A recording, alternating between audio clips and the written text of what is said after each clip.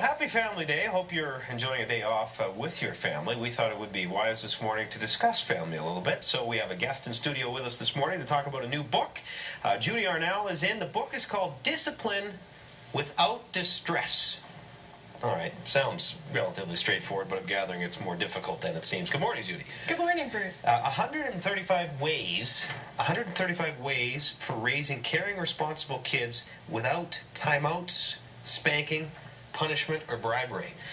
Well, there goes all the methods I use. It's certainly a different list than our parents used, but we're finding today our children are living in a different world than we grew up in, and parents need new discipline tools. So what does, there's no way we'll cover 135 topics, but whet our appetites. What does this book tell us, and how does it help us as a parent? Well, when I teach classes in Calgary, parents, their most favorite class is discipline, and they need to know what to do. They read a lot of books on positive discipline, but they need to know what to do in the moment when your child is whacking another child over the head with a metal truck. What positive discipline do you use then? So what do you do? Well, what you do is you focus your attention on the victim, attend to them, and then come back and deal with the child who's hitting, deal with their strong emotions, calm them down, and then you can teach. And that's the way the message sticks. And what do you teach a child in that instance? Because, a lot of the books we use to train ourselves these days say give the child a timeout. Right. You say no? Well, giving a child a timeout gives the child negative attention.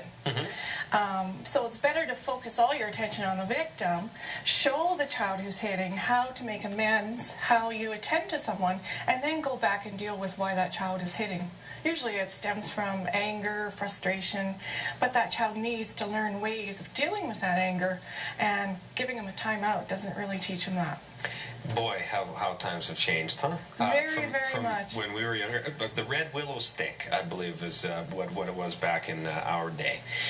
Okay, so parents may have a tough time buying into this that have been trained on the timeout theory.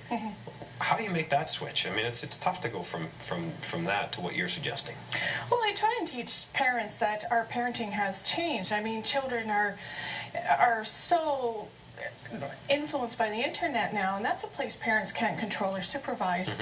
So what we need to do is build our relationship with the children, work on those communication skills, and not so much on the behavior modification methods, such as timeout. How about barriers to discipline? What do we need to know about that?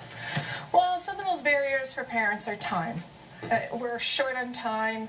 And parents don't want to spend the short time they have with kids mad at them, putting them in punishments. They want to make that time worthy by focusing on connection and teaching. Where's the book available?